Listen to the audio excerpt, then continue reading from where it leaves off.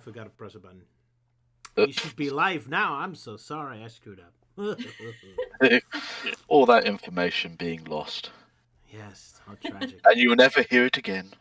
Nope, we'll never hear about Melty's chocolate obsession. Yeah. Lack of chocolate Well, obsession. my attempts to try and lay off the chocolate. Dentists upcoming. Oh boy. Okay, so skip the 3 ads and okay, there we go. Yes, we should be live watching Luke's beautiful little artwork right there. Knocked it out last night to test out my my new tablet because I also got myself a HDMI split extender so I could have 2 monitors, which is really useful. So I could have one screen to put up references and use it on the tablet here, which is it can be a little bit wobbly, but I usually do this. I did the sketching in Critter, and then I used File Packer for the line art, and so like I had to do the line art like in very quick strokes and that. Yeah, it has a nice energy to it. Hey, you made it kind of Valentine themed, I guess, with the stewardess and the Coachnic. Yes. How lovely. And nothing more romantic than crushing the porter chicken's machine gun thing. Yeah, which is actually a very cool looking gun, if I say so myself. Not anymore. Now it's broken. How Yeah. tragic. How very sad. Womp womp. Womp womp indeed. Hi everyone. How are you guys doing this wonderful Valentine's Day? Humbug. Everyone being a That's why I say Scrooge. the Valentine's. Well, I came back from London with some friends of mine to watch Looney Tunes: The Day the Earth Blew Up because it finally came out over here in the UK, and it is so hilarious. I cried and laughed the whole way through. Yeah, it's a pretty crazy movie. Well, lots of plot twists and all that. I saw it on the plane last year. Pretty good. Yeah, it's kind of funny, like how we usually get movies. Got this movie like a couple of years after the Americans did. Yeah, well, Yeah. I guess we should be grateful we got it at all. Poor Looney Tunes get no respect. Yeah. Tunes. But I hope it does open the doors for like new Looney Tunes movies, and of course later down this year we're finally getting Coyote versus Acme. Yeah, who knows? That would be interesting. Yeah, the canceled Coyote versus Acme is not getting canceled, so it's finally coming out. It's like, all right, now we'll see whether or not the film was actually worth all the hype, or if it's just people blowing out of their asses, with the overhyped stuff. Yeah, I'm being very cautious about the film when it comes out. We'll see. We'll see. So, who was your favorite character in The Day Earth Blew Up? Porky and Daffy's father? Oh, it's probably Daffy due to all this weird stuff he's been doing. Of course. Yeah, this is definitely very classic Daffy, where he's a lot more loony instead of the greedy Daffy in like other Looney Tunes shorts. Yeah, because I love the sequence where they're trying to find a job. Good stuff, yeah. And of course, my favourite bit is when they started crying. Hell yeah!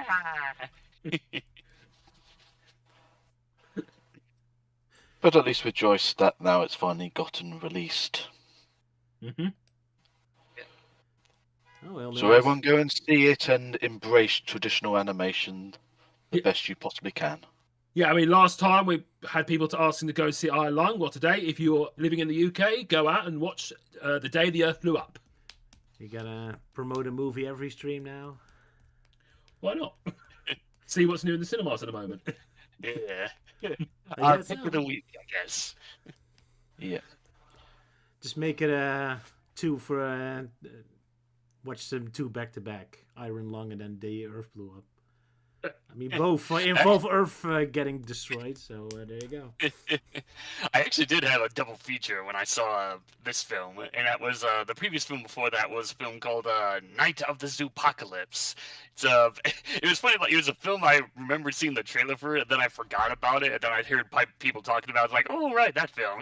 So I checked it out, and yeah, it's entertaining. It's basically this meteorite crashes into this zoo, and it turns like the creatures into weird like gummy zombie-looking creatures, and so this coyote and this mountain lion have to team up to try and survive and find the cure.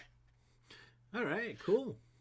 Funny enough, there's also a movie coming out called The Magic Faraway Tray, based on the works of Enid Blyton, which is also a book series that I grew up as a kid. Oh, all right. Another British IP coming up. Yeah. It has all that kind of magic and whimsy to it, really. Harry Potter 2.0, but now with trains or what? Well, it's more like it's basically these kids going in a tree and they go to all these magical different lands. Oh, okay. Now I'm thinking of Nightmare Before Christmas, where all the trees going to festive days or something. I don't know. Guess we'll find out.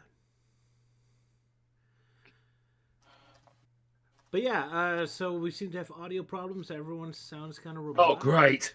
Yeah, basically sounding like robots or Exterminate! submarine. Well, Sylvia says that we all sound like we're talking in a submarine.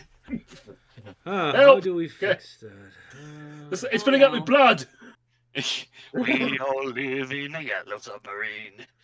Yellow submarine. I hear it in my Discord as well, so it must be on my side then. Should I just kind of quickly log off and log in again? I guess I'll try that. Did it work?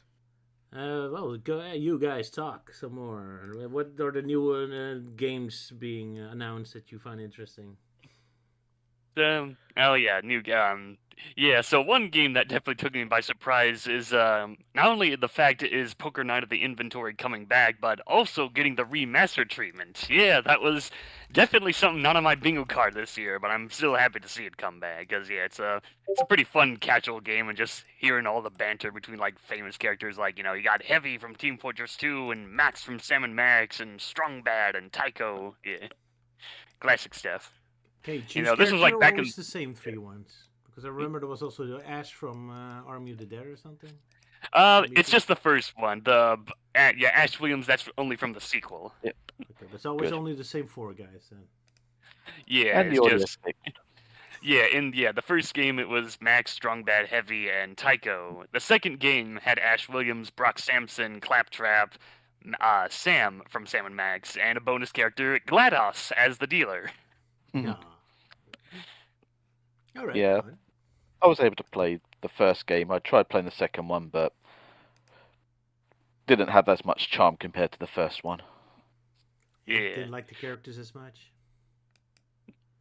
It's just, just felt like, with the first game, it's like they had, like, the right characters to use, but then when it came to the second one, it was almost like sloppy seconds.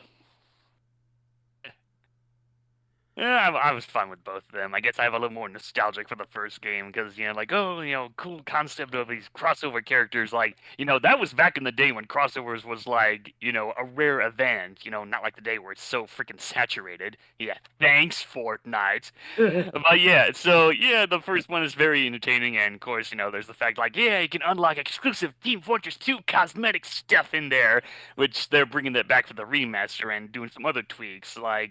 So, the game starts off with everyone pitching in $10,000. But now in this remaster, you can adjust, the numbers. So, you can, adjust any time, and apparently there'll be some tweaks here and there. I imagine some of Strongbad's dialogue might get cut, mostly because in the original, there's some dialogue where he pokes fun at Telltale Games, which is the company that made the original. But obviously now that company's no longer exists, and this remaster's done by a different company. So yeah, it might seem a bit weird just hearing Strongbad talking about a defunct gaming company. We'll see. But I doubt they're gonna re-record lines. Or maybe I'd be surprised if they do that. But judging off the trailer, it looks like they're just gonna still recycle the same audio from the original game. Alrighty. Yeah. So hey, you get to hear some mild, some actual swearing, unless they remove the swear feature from the original. But who knows? But yeah, it's usually Tycho's the one that's always swearing in that game. There is a bit where Strongbad does, but it's always censored because Strongbad's from a family kind of franchise. I guess so. Coldie's going a bit backwards again. Can someone else talk for a bit? Luke, say something. Well, we're talking about game announcements. I found out that Castlevania is making a comeback this year with a brand new game. This makes me happy because the last major Castlevania game we had was Castlevania Lords of Shadow 2 in 2014, and the first Castlevania game to be set in the original timeline since Order of Ecclesia in 2009. It's traditional 2D Metroidvania, and I thought the character on the players was Sonia Belmont, which is a funny story because she appeared in Castlevania Legends for the Game Boy, which has been removed from canon. Then they brought her back for Castlevania Resurrection for the Dreamcast, and that got cancelled. And then at the end, you hear someone mention the name Trevor Belmont. And I was like, wait, that's supposed to be Trevor Belmont? But they twinkified him or something. But no, I think the old bearded guy is Trevor, and I think that's one of his kids or something. And I suppose it's kind of amusing, Paris is on fire again, like in Hunchback of Notre Dame. So, but I'm quite looking forward to it. And apparently, this is the first of many surprises to celebrate Castlevania's 40th anniversary this year. Cool, man. Your audio started good, and then it deteriorated as you were talking. Oh, great! Jeez. I was here talking about Castlevania, and now my audio's gone messy. I don't think that's the problem. But it's what a terrible night to have an audio problem. Unless it's just because Roger's got the live stream audio going on in the background, which is being why we're getting an echoey effect. Is there an echo? I wouldn't know why. Well, more like a reverb. Oh, that's odd because I that's the fun. audio. I have headphones on. This is fun. Always when I had a Microsoft update, everything goes nuts again. But then again, if everything went right, then it would just be too smooth a sailing. We've got to have issues to make us keep us on our feet. Everything has to be an eternal nightmare. Yeah. Exactly. Windows Update 11 and 7.5, the eternal nightmare. Indeed. All right. Well, I'm looking around to fix something. Elise, tell us, how was your week? Your weeks? It's going all right. All right. I don't really have that much to say. I've just been working on writing projects, job hunting, things like that. It's just... It's a journey. I will say that. It sure is. 2026 is quite the year, indeed. All right. But yeah, no special Valentines for anyone. All right. Guess I'm the only one with a relationship. Yay. Yeah, the only one to get laid. Whoa, careful. Melting, man. Elise is not amused. Elise is not amused. Yuck. Exactly. Hold on, where is it? Elise is not amused. There it is.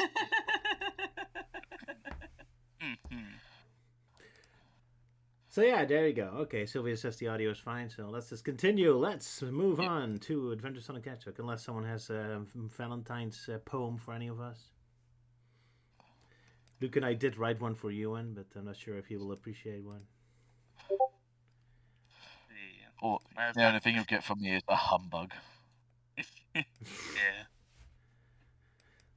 Apparently Sega had an official Valentine's card shown with Shadow just posing with a fighting pose with the "You're no Maria." Very romantic. I like that one. They didn't get it ready. Yep. Right, let's move on to... What is that?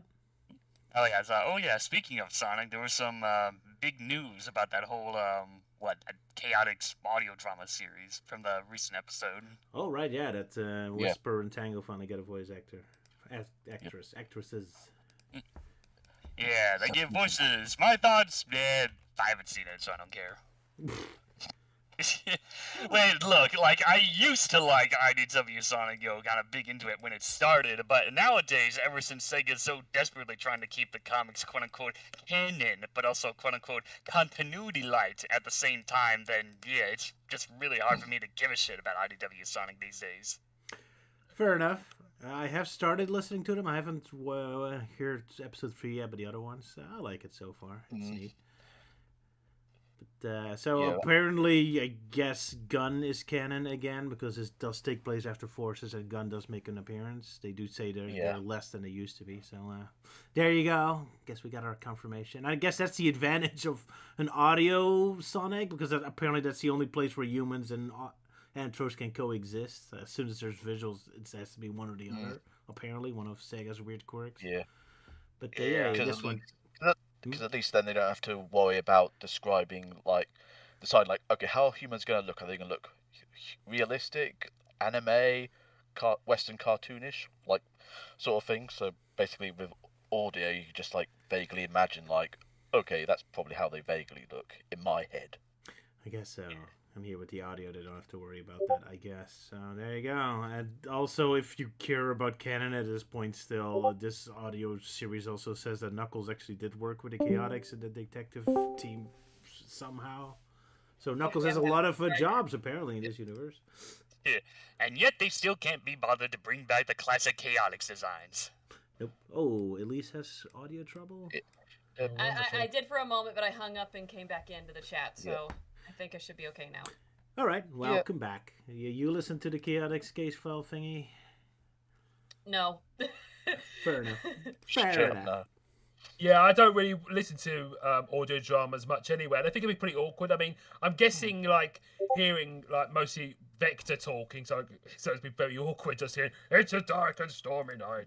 Actually, he does do a pretty cool actual detective voice. Like, when he narrates, he does more of an actual hardboiled detective voice, which sounds kind of cool. All right. But only when he has normal dialogue does he sound like actual Vector, so don't worry about that. I mean, that ought to be, like, satirized in some way. Fair enough. Maybe if I ever do a parody, who knows?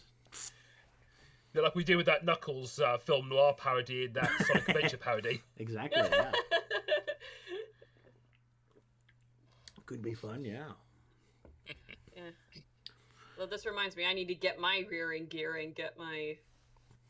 Well, also get my legacy story finished, and then also start working on the audio drama scripts. Ooh, yeah, you're a busy bee as well. Quite a project.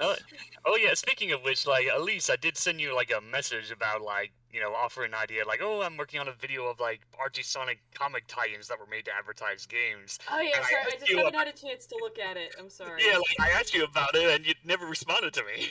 I'm sorry! I'm sorry. Yeah, I'm so like sorry. Yeah, okay. Yeah, so like basically I asked her like, oh, they did a comic to advertise Secret Rings. So okay, Elise likes it. What? You want to join? And then nothing. I'm sorry. Yeah, of course. Then again, I still got to get back to pestering you and about our co-op episode. Busy. Oh, there's your response, Melty. There's your response. I'm such a problem child. You sure are. And I'm problematic as well for taking ages to try and get some lines done for poor Melty so he can wipe the slate clean of that and then move on to his next project without that lingering as long. Yeah, I just sent my lines to him where I talk about the tie-in for Sonic and the Black Knight, filled with loads of Monty Python references. Oh boy. Yeah, I got that. I got Roger's lines. I'm still waiting on Salah's lines for the Unleashed bid, but yeah, not sure when that's gonna come out. I've got a little way too many Archie Sonic related video projects in the works. Yeah, so I'm trying to properly organize that stuff. Okay, this is probably not the best time for me to say this, but I'm looking it up right now, and I'm having trouble opening the files. Opening. Oh, right, because I sent in a. Oh, that's weird. I sent in a zip file, so. Yeah, you sent it in a zip file, and so all I can do is like copy the file name, but I can't open it. Oh, like there's no option to like extract the files or anything, or. Nope. You don't have WinZip? Huh? Do you not have WinZip? WinZip? Oh, it's a free program you can download you can use to extract zip files. I have a Mac, so I don't know if it would work on Oh, okay. That explains it then. That explains it. That explains why nothing works. Ooh. Alright, guess I'll have to send the pages individually. Yeah, sorry, Melty. Oh, someone asked us a question. How do we think Shadow's going to be portrayed in the next mainline Sonic game? Well, it seems they're trying to soften him up again, so... Probably very grumpy. Yeah. We'll see. With a I niece feel like we again. haven't.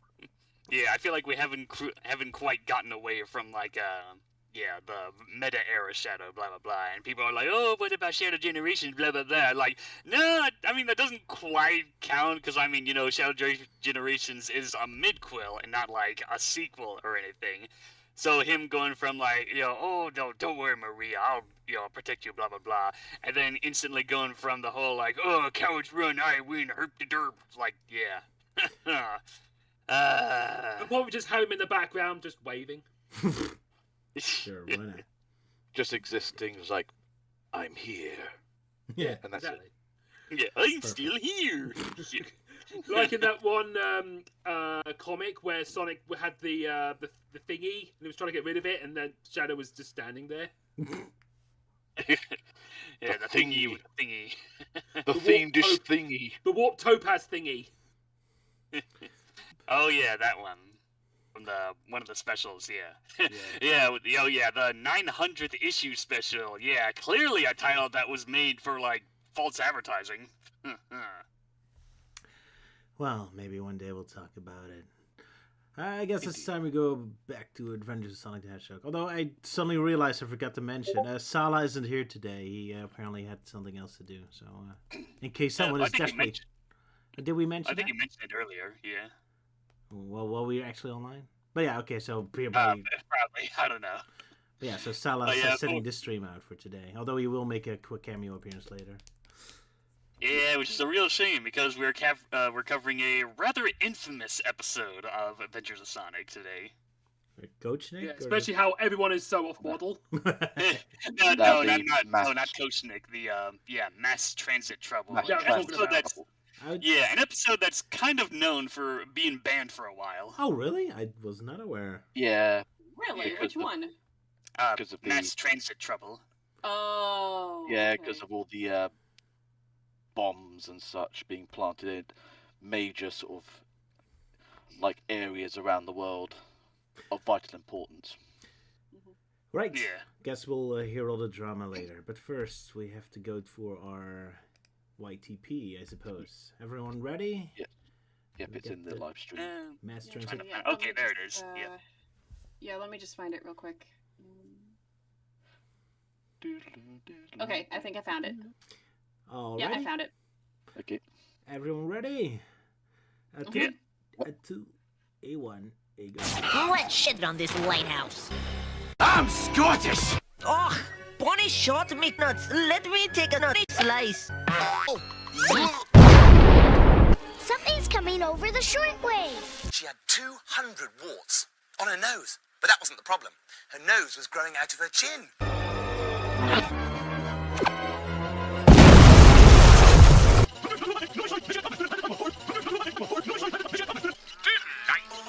Bombs? Do you want it?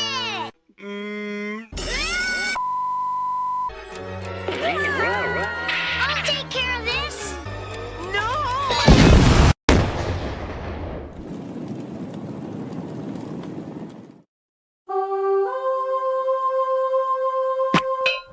Right here. Where'd you get the bag? In the lost and found. We'll return it later. Right now, we need it. 1002? 1001?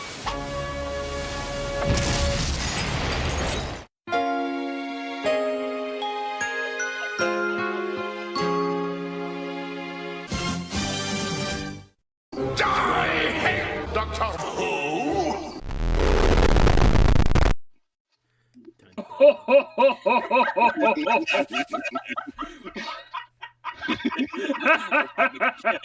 Finally pissing off the rest of the Fubians. Yeah, real shit.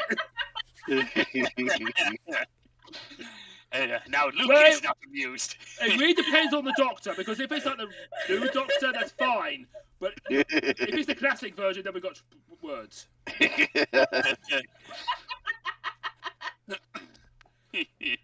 But yeah, I just thought I'd throw you in there just for that last line. Yeah. I also like the Excel Saga reference as well. Yeah, just got to throw in the great will of the macrocosm just resetting everything. I also like the little reference to George's Marvelous Medicine as well on the radio. Yeah, it was from Rick Mayall's Grim Tales. Oh, I thought it was, yeah.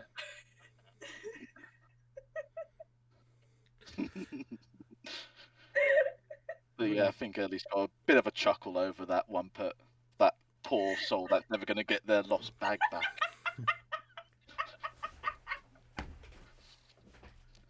God, me so bad, but it did. Probably just a mixture of the Sonic Adventure sad music. Probably helped add more to it. It reminded me of the SpongeBob a few moments later. Indeed. But yeah, it was a YTP I kind of forced myself to end up doing because no one was claiming it at that point. Poor Euan. Yeah, because I didn't really have much ideas to begin with, but in the end I managed to scrape some. So. Still got a 2-minute video out of it, so not bad. Well, yeah, long video. Yeah, I guess we decided to throw out the time limit. I guess if they've been so long these past few streams. Yeah. Well, I mean, you're the only person, Melty, that's still managing to be consistent with like the actual time frame. Yeah, mostly. I think there was maybe 1 or 2 times I went a bit overboard. Like, I know the Captain Rescue episode I did, that was very long, most because I just kept coming up with so many jokes. Yeah. Hey, don't waste jokes just to keep on some arbitrary time limit. We can make it as long as we want, up until my brain stops functioning. Yeah. Just so at least not like. Go ahead. Call out in the chat from Jack Spore. Rest in peace, Lost Bag, 1993 to 1993. Yeah. Poor bag. The poor bag never found its owner. Yeah.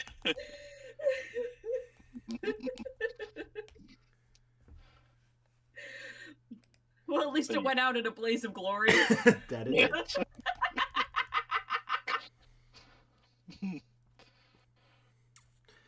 Right, Euan, you were doing the synopsis as well? Yeah. Then enlighten us with the exciting events of mass transit trouble. Righty out. And our super happy captain. Cheerful captain. Captain Finney. Is the audio Our episode starts on a dark and stormy night as the green-coloured ocean is raging as the last passenger liner, the MSS Gigantic, gets splashed about the waves as they are slowly approaching the clusters of icebergs. Sounds familiar? No. Yeah. Where's Leonardo DiCaprio when you need him, huh? Anyway, on the bridge, Captain Finney calls in his secret weapon against the icebergs, being Sonic and Tails dancing in whilst wearing sailor outfits, ready to help out.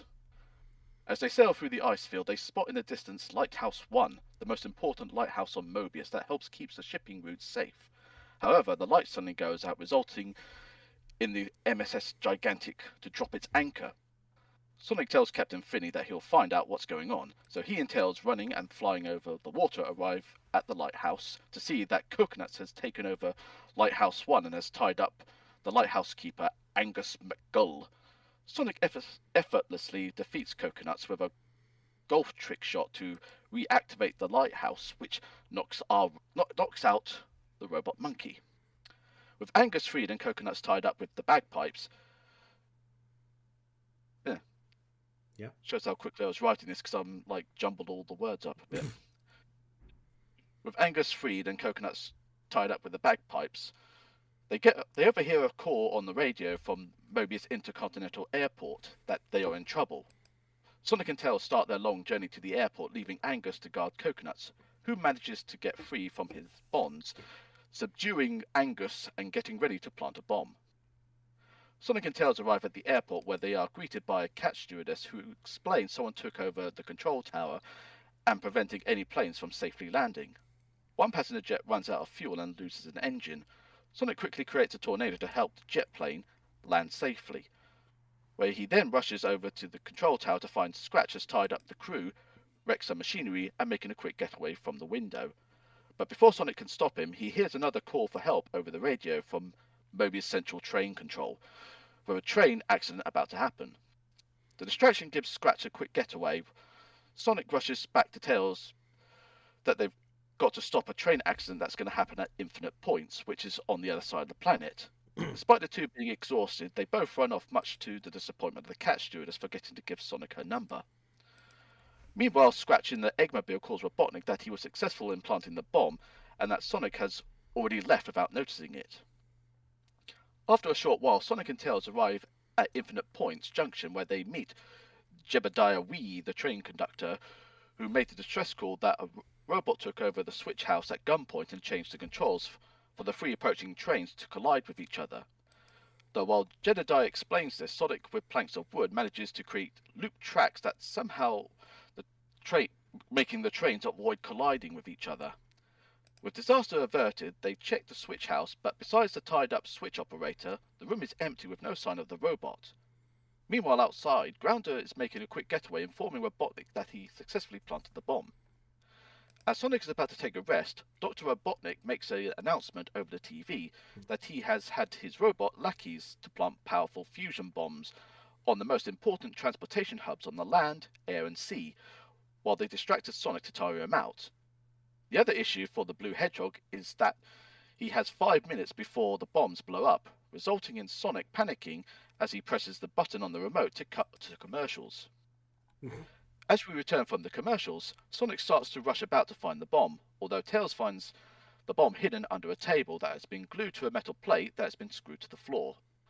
Sonic tries to pull it off but can't, so Tails thinks the best solution is to use a sledgehammer to quote-unquote knock it off.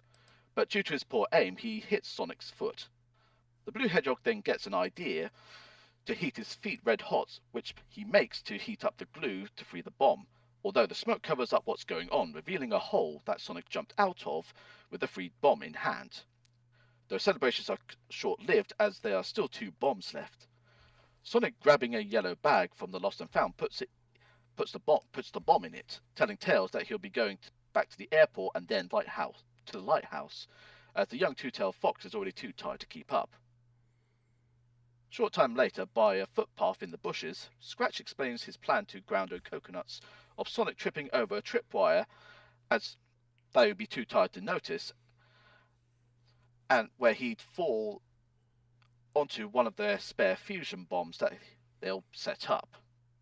However, they are still holding the bomb as Sonic gracefully jumps over the wire and continues on, leaving the 3 bots passing the bomb to each other, with Grounder failing to catch it, resulting in the bomb going off and sending their pieces flying into the air and landing in the crater that the bomb created.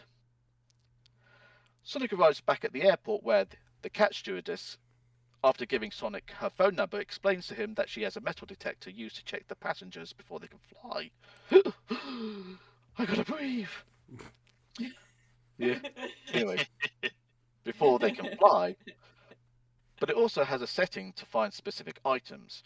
So Sonic sets it to bomb detector mode, where, like a dog, the metal detector drags Sonic onto a passenger jet to watch the invasion of the colossal celery people.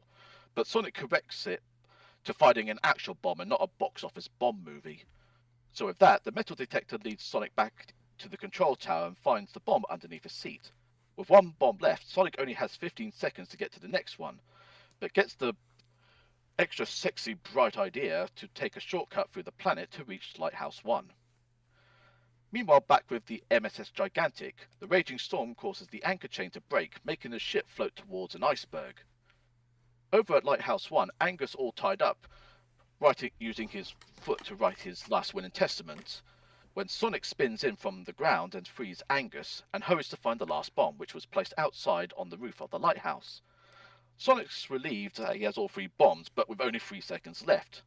So the Blue Hedgehog dives into the water, swimming out to sea, throwing the yellow bag with the bombs over at the large iceberg, where, with a massive explosion, shatters the icebergs into ice cubes. Sonic is relieved he saved the day, but is too tired to swim back to the boat, and passes out. But fortunately, Tails grabs the tired hedgehog and flies him back to the ship, now no longer in danger. On the bridge of the ship, Sonic is sleeping away on having a well-deserved rest, where Robotnik tunes in to announce that he has taken control of all transportation on Mobius, but gets interrupted by Scratch, Grounder, and Coconuts that his plan has failed, as Sonic was actually sex? No. Oh no. There's no sex involved in this, Sonic. Calm down. Anyway. Oh, he did get a plan. Yeah. Well, man, that would happen later on after he's had a good sleep. But he gets interrupted by Scratch, Grounder, and Coconuts that his plan has failed, as Sonic was successful in thwarting his plans, resulting in the evil Doctor to yell, "I hate that hedgehog!" while Sonic sleeps away. On Sonic says, Tails is cycling like the modern youthful bike gangs do, by weaving through traffic with no care for health and safety, with Sonic eventually stopping Tails from getting hit by a truck, as he tells him to remember the rules of riding a bike on a busy street. As in, don't. The end. Well done, Euan. Thank Yeah, you. so- A round of applause. Well done. So yeah, it's definitely quite a lot to talk about, especially with the how it ended up getting banned for a while. Yeah. Indeed. Yeah. So basically it was so like at first it was removed from syndication, mostly because after the whole Oklahoma City bombing that happened, so that was like off for a while and didn't get a proper VHS release. And then when Toon Disney like got the show, that's like, all right, we'll try and air it, but then 9/11 happened, and then they banned that from syndication as well.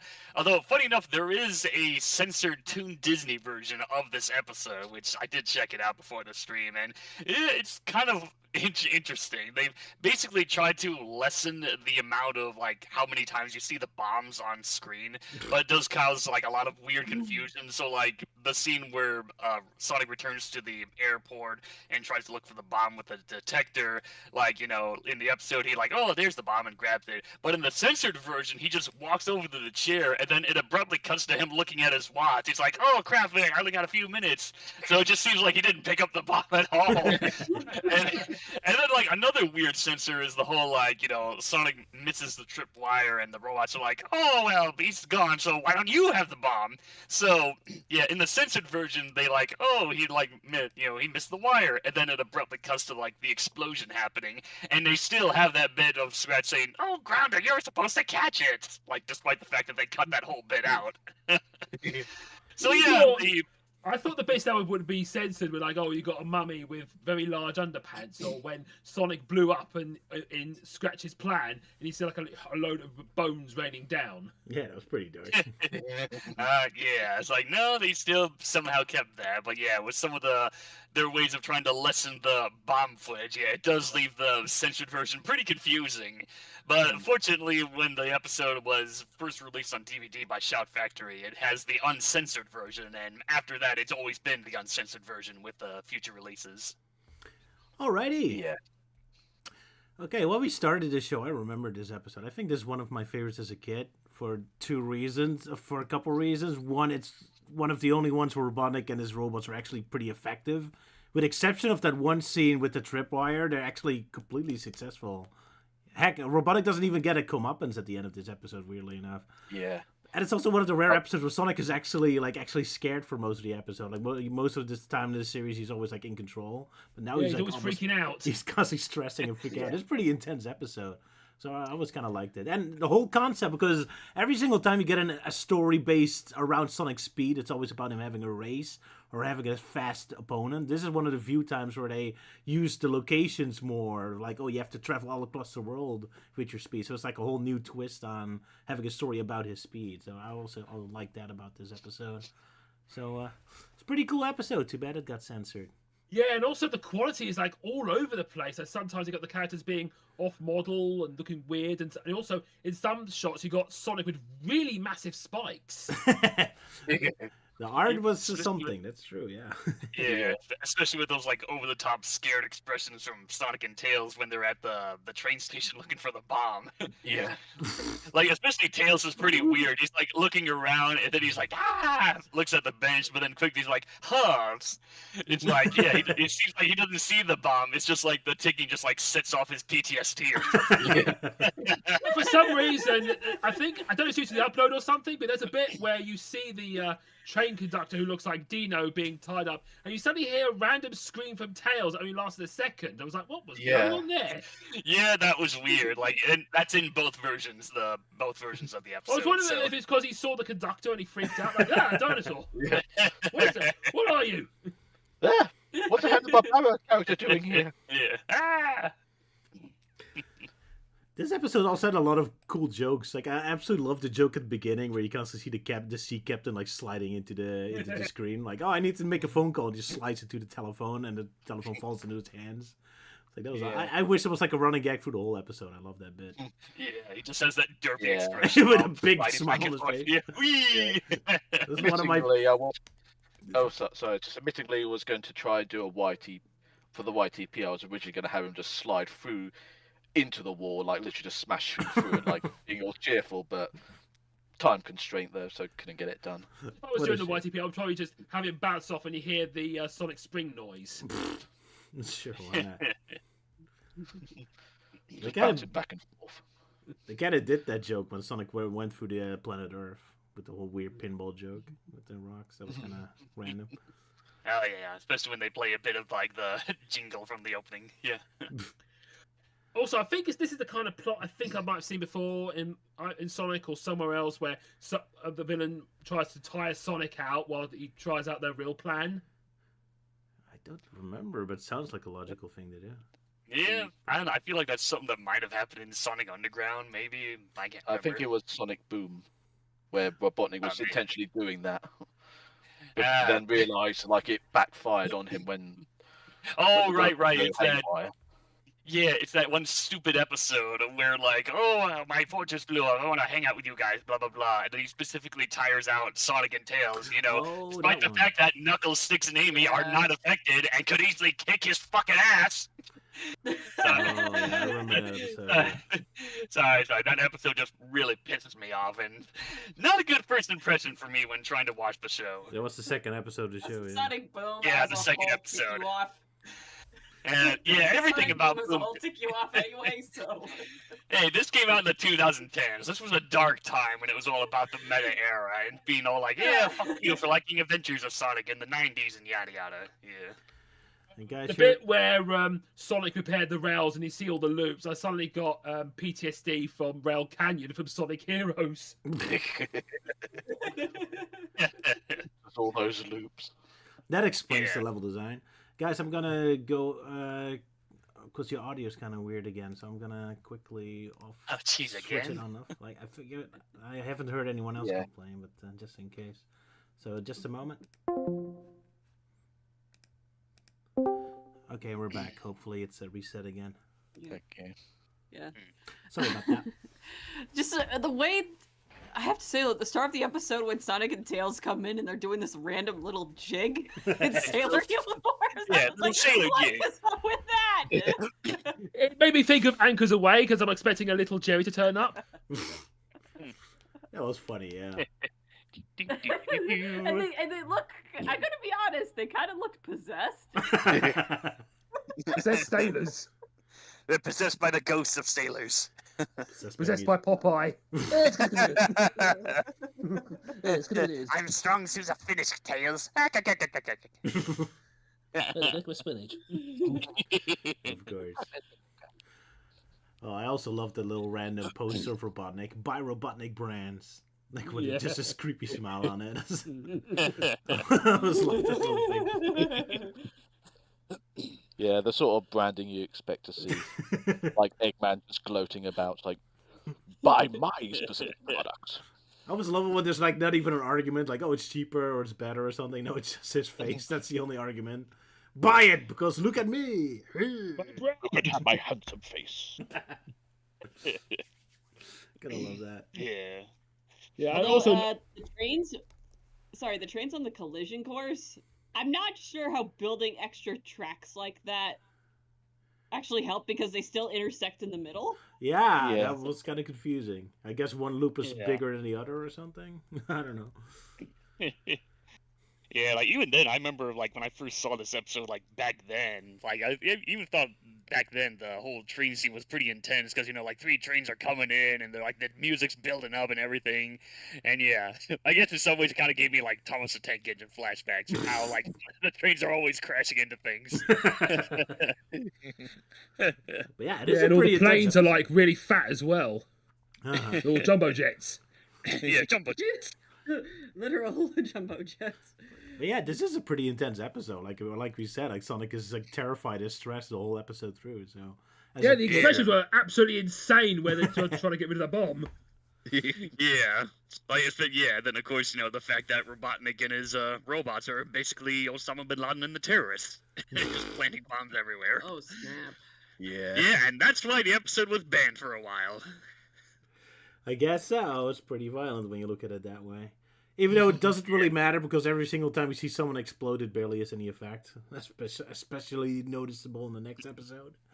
But, yeah, I love the expression after like Tails that hit Sonic, and he just makes his derpy pose, like he's trying to hide his pain. Yeah, I'm a little teapot. Yeah, especially with Tails' reaction, where he makes it like really like depressed face. Yeah, like I'm sorry. There's some wonderful face expressions in this one. Yeah, absolutely. Did someone leave? It was. I think could have been Elise again. Elise? Yeah, I think. Are you there, Elise? Issues again. Yep, Elise is having trouble. Yeah. Do you have your Windows updates? Yeah. Maybe it's this episode's fault. With its history of being banned, it's now put a curse. It's a cursed episode. Well, it's one of my favorite episodes. Why? I could also say that, I mean, Jaleel, I have to be honest, isn't very good at Scottish accents because he sounded a lot more Jamaican than Scottish.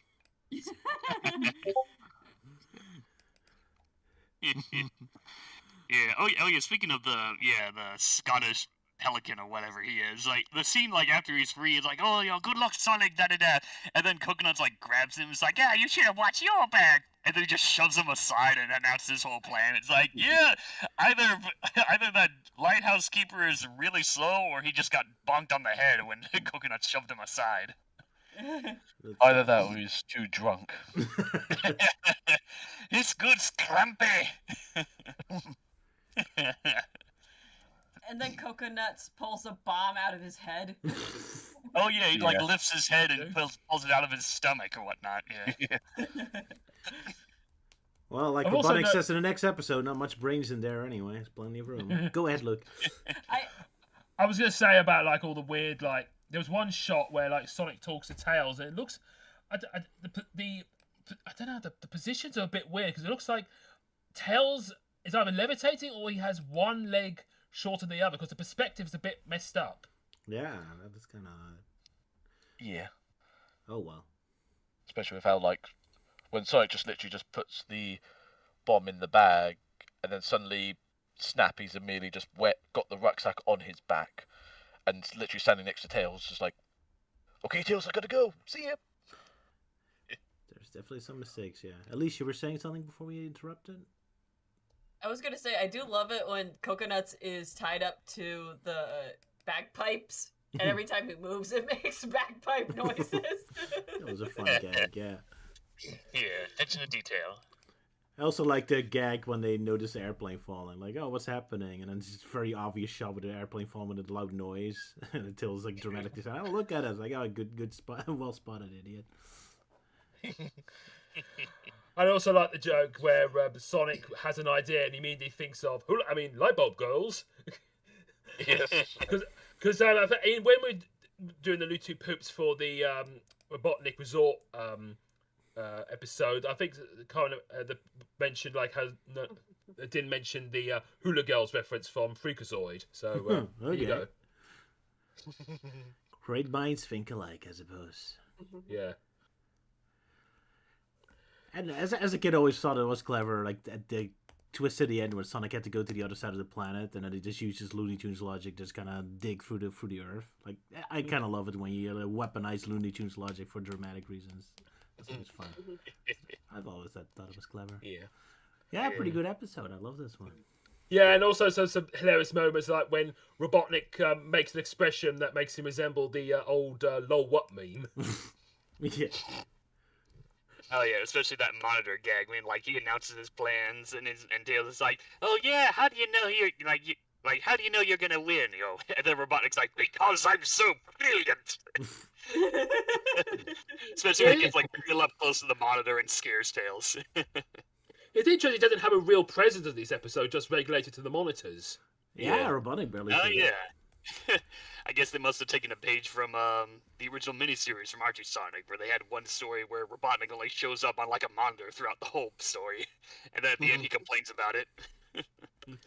Yeah, and also the Sonic Says segment is a bit weird as well, because when Tails is riding his bike, his legs go really long, like Jack Skellington. Yeah. Well, they could have given him a smaller bike. He's super thin. Yeah. Like, what's up with that? And also, there's a bit where like Tails' head detaches itself, like he has no neck.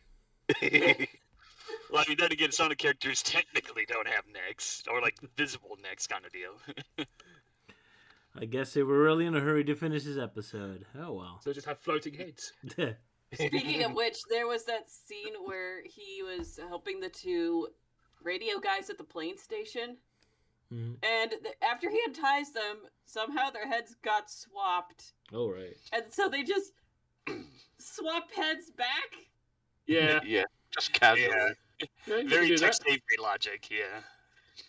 As you do. Okay, I mean, I would expect. I expected that from Scratch and Grounder by this point, but from like Living creatures. living organisms, or they're supposed to be living organisms and not robots. Yeah, they didn't want to lose their heads, you see. Yeah.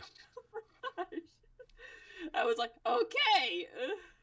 But yeah, such dumb logic that I had to reverse it and had the heads explode because of stupid logic. Of course. It's your 2DS comedian. This joke maker. Yeah, pretty crazy episode. Yeah, and oh yeah, then like the people that he like encounters, like, I kind of like the sea dude. It's very rare because like the only time I've seen that happen was in Archie Sonic with Celia Seal from the Arctic Freedom Fighters, and then there's also the cat stewardess lady who for some reason I always keep thinking she looks like a character from Felix the Cat. Yeah. Oh yeah. Yeah. Well, I did try to make her look more cuter in my thumbnail. Oh yeah, even like the hair tufts and whatnot. Yeah, Yeah. He's nice. More intro-esque, yes. Alright. Anything else? Indeed, pretty gruesome that Sonic turned into bones into scratches. Only one bone, like you don't see a skull or ribs or anything. Yeah. Yeah, it's just a series of cartoon bones instead of like accurate ones. Basically working on Mortal Kombat logic, where you have one skull and just like several standard sort of generic straight bones that just come like falling to the ground. I guess they want to make it more gruesome than it already was. Yeah. No rib cage. Mm-hmm. But yeah, it's like despite its past history of being banned for a while, it's like, yeah, I still like this episode. It does kind of feel like one of the more serious ones because it's just Robotnik creating terrorists and whatnot. But yeah, it's still good. Just really sucks that Sella couldn't be here because I imagine he would have had a lot to say about this one. Yeah. Yeah. I also had a Sonic Unleashed reference from because when Sonic bored down the Earth, I would have said like, oh, he would have gone down so far, he would have met Dark Gaia. Yeah. Yeah, he definitely would have. I think that was one thing I was originally going to do was just like make a Sonic Unleashed reference right at the beginning, but it was being Sonic's World Adventure and just having the failed mission sort of tune playing, wah, wah, wah, wah, wah, just playing. Constant version. Yeah. I have a question. I just one joke where there's like a ribcage of a dinosaur on the ground where some of the bones move. Does anyone get what the joke was supposed to be? Because I didn't get it. It says tilt, which is like a common gag for like whenever they do pinball bits. Now I see it. Oh, of course. Oh, I see it. Okay. All right, because there was a pinball in the cave. Yeah. Okay, I didn't get it. Okay, thank you. Now I see it. One mystery solved. Yes, indeed. That was a really random moment. Yeah, fun episode. Mm-hmm. Yeah, shall we move on to the next? Coachnic. Yeah, Coachnic. Yep, that's Very well. do Then that. it's time for the Didn't next pay Y2P. YTP. Yeah. YTP, sorry. I'm so desperately trying not to say poop anymore. And now we did do it. I'm sorry. Well, I don't know if it's like a European thing with like the pronunciation of T, but yeah, whenever you say it, I just think of Y2Pay. A wild toupee. Yeah, wacky Y2Pay, wig. that's it. A wacky wig. I probably pronounced it wrong. Because my brain doesn't get it. Yeah, so this one I got to do the intro for Coachnic. Yeah. Indeed. So, do you folks got YTP ready? Yep. All right, then. Yep, I'm good. Is that the one that... is it in the pinned comments? Yeah, it's the one that's yeah, it Salah should be uploaded. Oh, okay. Yeah, because I it was, got it. it's another video that I made that was too large to fit on Discord, so Salah being the only one with Nitro, having to help out with that. Yeah. Okay. All right, counting down. A 3, a 2, a 1, a go. I didn't do enough. You did so much. I've seen enough. 300 pounds of just talk to me, okay? Have a free banana. Douchey! OMG. What's that? None of your business. Hey, what's the idea? Oh!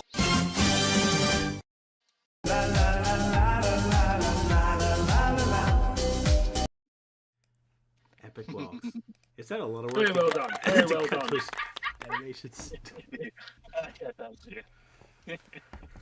Yeah, it was fun, like, to put together, like, yeah, from Robotnik, like, sobbing over Schindler's List to, having more fun with the Elise is not amused, just, yeah, I kind of portrayed her more, like, stalkerish with this bit, yeah.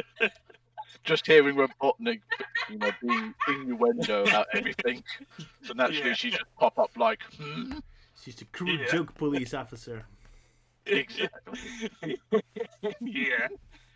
And then, of course, then, like, the last bits, because, like, yeah, the episode does have Robotnik saying, like, hey, what's the big idea? And that just reminded me of the Three Stooges, so I did that bit, yeah.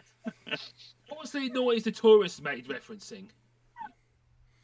That was from Nostalgia Critic, it was from, another Top 11 fuck-ups, and that was like, douchey McNitpick's mom yelling in the background, because, yeah, with those random background characters, I just kind of imagined, like, one of them would have that kind of voice. Yeah, douchey!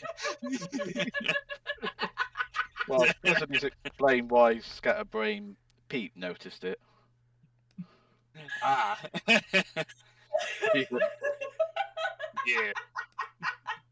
And then, of course, ending it with Oh, I don't laugh again. Yeah. Yeah, and then ending it with the around the world gag. So yeah, it was mostly because I wanted to do some in the previous intro, but after the update with Premiere, I was having trouble trying to find my masking tools. But now I did, and got readjusted to the new setup, so I got to have fun with the around the world bit. I just read in the comments that this got YouTube featured. Why? You do what? Apparently this is featured on YouTube's well, whatever. I guess I'm getting more views this time for some reason.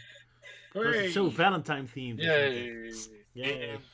Well, but it's just done that because, like, we're doing it live. So that's like, oh, here's the first video that's available now kind of deal. We're doing it just shows how very unprofessional we are. Yeah, especially with the audio keep getting echoey, submarine-ish. Try again, say. Yeah. Meanwhile, I'm just sitting here, back in my day, YouTube used to have 5-star ratings and none of this, thumbs up only stuff. Yeah. Reply videos? Indeed.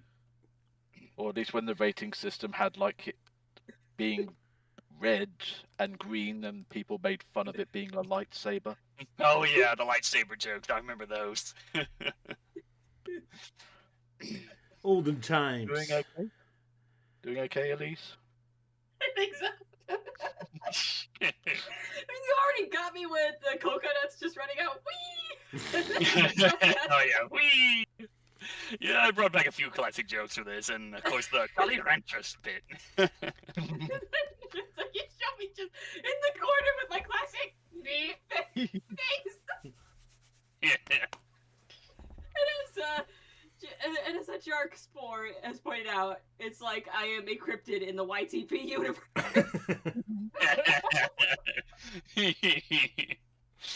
Yeah, which I imagine people will have no idea on who you are when I piece this together for my compilation video.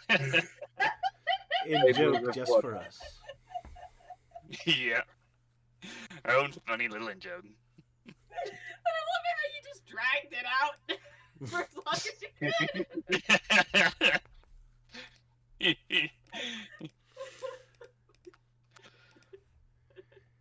So have a banana. Yeah, have a free banana. Try not to kill my co-host, Melty. Well, yeah, so let's do the video synopsis. Cause, Yes, please. Oh, yeah. Yeah. Okay, I think we should move on. Yes, Okay, yeah. we should just keep moving. Yeah, so I got to do the intro and also the story synopsis for Coachnic. So, right, so it starts off as a, typical day for Scratch and Grounder trying to stop Sonic and Tails as usual. And, yeah, so they do the whole, like, oh, 1, 2, 3, go! Like, oh, you're supposed to say 1, 2, 3, go, then go, or da-da-da. So anyway, they mess up, they pretty much murder each other with the oil and explosions, and, Sonic has a good laugh, but Tails is pretty down because, like, Sonic promised him because to, like, be more active, because Tails feels like he, doesn't feel like he's helping out much. So, right, so it goes back to Robotnik, putting together his robots, and it's like, this is infuriating. I think you need to step up your A game. So he throws in a bunch of things into his roboticizer machine, I guess, and creates Coachnic, because he plans to try and create a robot coach to, train them into better shape. So, the coach gives them, like, I'm going to make you into lean, mean machines here today. And shows them, like, clips from, like, past defeats. And, he promises Robotnik's like, oh, these robots have got potential, Robotnik. So, yep, so they're training, and Coconuts also wants to train, but, of course, Scratch is, like, tired out from all the training. He's like, oh, Coconuts, you don't want to do this. So, yeah, so Tails is, like, spying on what's going on, tells Sonic about it, and they make an attempt to try and, like, stop Sonic from, like, I don't know, I guess running faster or whatnot, but of course it doesn't go as well, and Robotnik's not pleased with Coachnic. He's like, oh, don't worry, man, we'll get him next time. Next time, my foot. So yeah, I guess the whole he quickly gives up on Coachnic and decides to create a most powerful bomb by using like a shit ton of other bombs into it's a football. I chiseled it. It's a stone, Robotnik. Sorry, I had to get that in. So yeah, he creates the explosive football that he plans to, like, all right, these dim bots are gonna, this bomb's gonna set off just as long as Sonic is near those dim bots. Mwahaha. So yeah, so we get a lot of, a lot more like training montages. Then we get a bit with Sonic dressed up as a ballet instructor, tricking Scratch and Grounder to like do ballet, and does his whole usual stick. And so, yeah, there's that, and then Grounder does the obstacle course, and Sonic makes the tire tracks longer, and then he gets run over, and then while Coachnic chases after the body, Robotnik sees his chance to stuff the long bomb into Grounder's head. So, yeah, so there's that, and then, then a lot of stuff happens. They find out, Tails is spying on them, and then Sonic shows up doing his shtick. And then they find out, like, oh, there's a bomb in Grounder's head. So they get this constant back and forth of, like, oh, Sonic has the bomb. No, the Batniks have the bomb. And then finally Coachnic just boots it out while Robotnik is off in his base, like, watching it from afar. And then he realizes, like, oh, shit, the bomb's coming. So he tries to get away, but, like, nope, too late. So it explodes, and, then he lands in the, in the stadium. And he gets so pissed off that he somehow has a bit from the bomb left and uses it to destroy Coachnic. But fortunately, Coachnic has the last laugh, where his leg suddenly becomes sentient and starts booting Robotnik. And then the story ends there. So yeah, surprisingly, no, I hate that hedgehog kind of ending. And because, he doesn't say it throughout the whole episode, surprisingly. Then, then the Sonic Says segment, always do your stretches. So, is the point of making robots train? They don't have muscles to develop. Yeah, I feel like this is just an episode where they just ran out of ideas. Like, oh, what do we do? Oh, we want to do a sports episode. Okay, let's just have a random episode where Robotnik creates a coach. Okay, let's do that. I guess the whole episode is just an excuse to get to some American football scene. Doesn't it feel as all over the place as the previous one? Yeah. And also, Sonic is really a jerk with the training. He's already, like, torturing the robots for no reason, even though they weren't doing anything yet. Oh yeah, especially the bit I forgot to mention with him dressed up as Arnold Schwarzenegger and putting a bunch of like weights on Coconuts when he's trying to do weightlifting. Yeah, that's just meat spirited. Coconuts wasn't even doing anything other than training its robot muscles? ? The Statue of Liberty. Also, the Statue of Liberty exists in Mobius, and she seems to look a lot more sexy than the actual one. Yeah, not maybe the French helps, I guess. She's got quite the bust there. Yeah. And also, you can see Sonic on her tablet thingy. Yeah. Oh yeah. Well, Sonic brings in the Liberty in Mobius, I guess. So there you go. You got to be thinking, is there a New York in Mobius? I guess so. Station Square in the Adventure Sonic the Hedgehog version. Yeah. No, it's New York before New York. Or From Sonic Prime. Yeah. Sure, why not? Or Robotropolis was also supposed to look like New York, right? In Sonic OVA. Yeah, with but whatever, they're all different continuities. Anyway, yeah, kind of fun episode. I kind of liked how the coach was actually kind of nice, even though he's I like him too. Yeah. Yeah. Seems like a decent guy. Yeah. Yeah, I mean, at first you get that moment where he's kind of yelling at Grounder for doing something he wasn't his fault. Like, oh, you got to keep your head. But I kind of liked that after that he did keep saying that as a compliment. Oh, you kept your head. Good job. It's like, oh, look, he's an actual good coach. When he's on the bench, he's like, yeah, that a boy, don't lose your head. Yeah, he's actually cheering them on and all that. Like, the coach is like actually... he's trying to give them a chance. Yeah. He's a legitimately good coach. So there you go. Kind of sad Robotnik killed him at the end. Yeah. I really love this shot where Robotnik explodes, so you just see them looking on, included the coach with this dry face expression. Like, okay, whatever. Yeah, it's like, well, there goes my job. I guess so. Yeah, I thought I captured a screenshot where Robotnik gets into his Eggmobile and he looks like he's forgotten something. Like, ooh. Oh, right, yeah. Yeah. Some great Yeah, what's that? Oops, kaboom.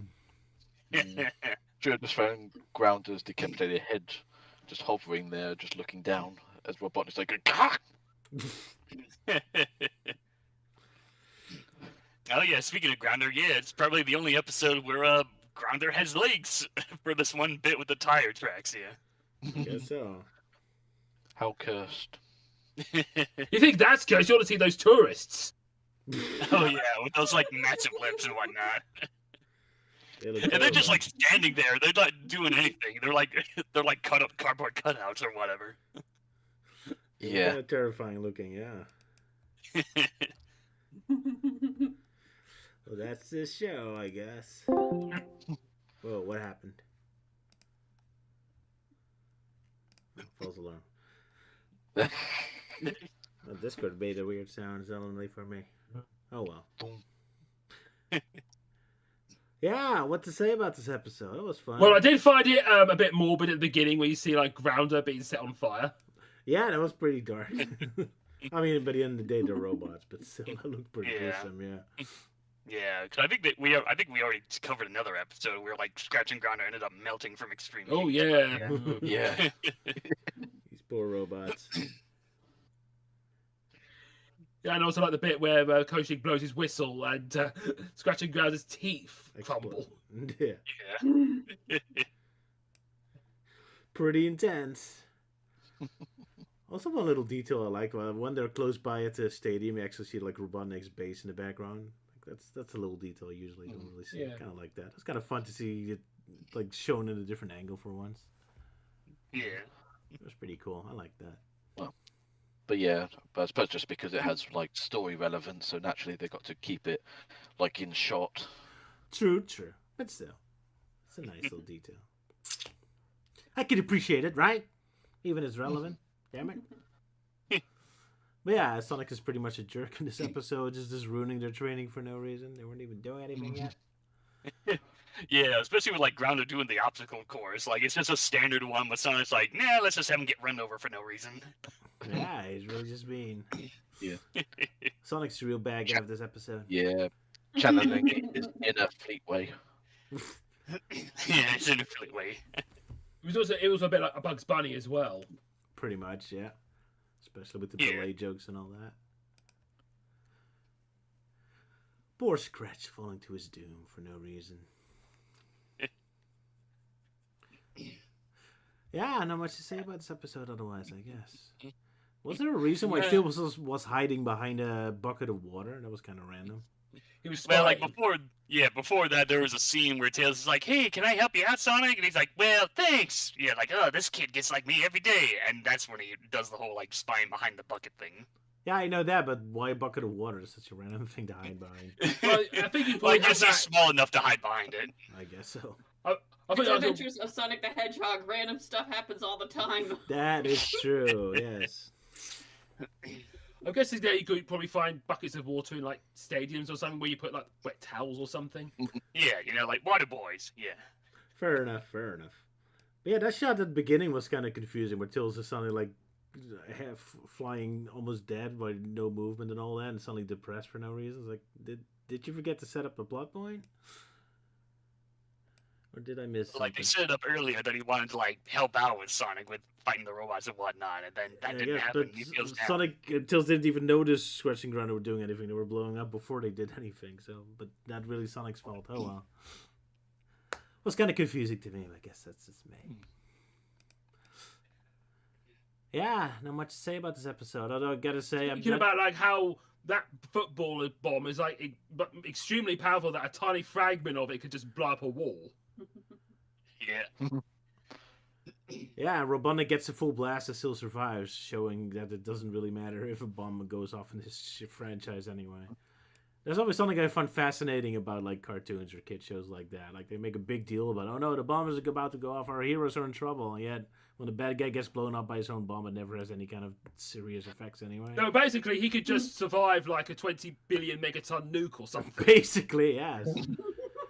Immediately calling into question that even if he did succeed and managed to hurt the heroes with the bomb, it wouldn't have much of an effect anyway. Yeah. They would just dust themselves up for a bit and just go on. Bombs are the most useless weapon ever in a cartoon. It's like back in my day, cartoon characters used to survive bomb blasts before studios tried to make them more realistic. Indeed. Oh well. Yeah, just like what happened in Archie. Well, it's really with issue 50. Oh yeah, with the Ultimate Annihilator bit, yeah. I mean, then again, Robotnik did officially die until they brought him back here a couple issues later, and then he officially died. Yeah, and being the OG Robotnik, not the second Robotnik. You wacky comic books with your twists and turns. Speaking of comics, shall we move? Or do we have more to say about Sonic playing American football? No, I can't think of much.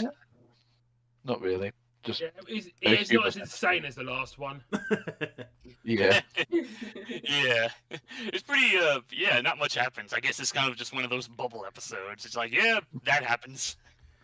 Oh, well, the coach was fun, so still a decent episode. I like the coach. Yeah. Rest in peace, Coachnic. If he's really dead, I mean, you did see his face expression still change when he was in pieces, and his leg moves, so I guess he can pull himself together again, I guess. Yeah, I mean, then again, this is his one and only appearance in the show, so yeah. We'll never see him again. Oh. Yeah. Yeah, it could have been neat to see him, like, not working for Robotnik, just being a coach to, like, some other football or sports team. Yeah. And, of course, this is a streamer I kind of miss Sala because I have a hunch that he might be, like, a voice cameo or something because they did get a new voice actor for him. So I was kind of wondering if that was supposed to be a comedian or some celebrity.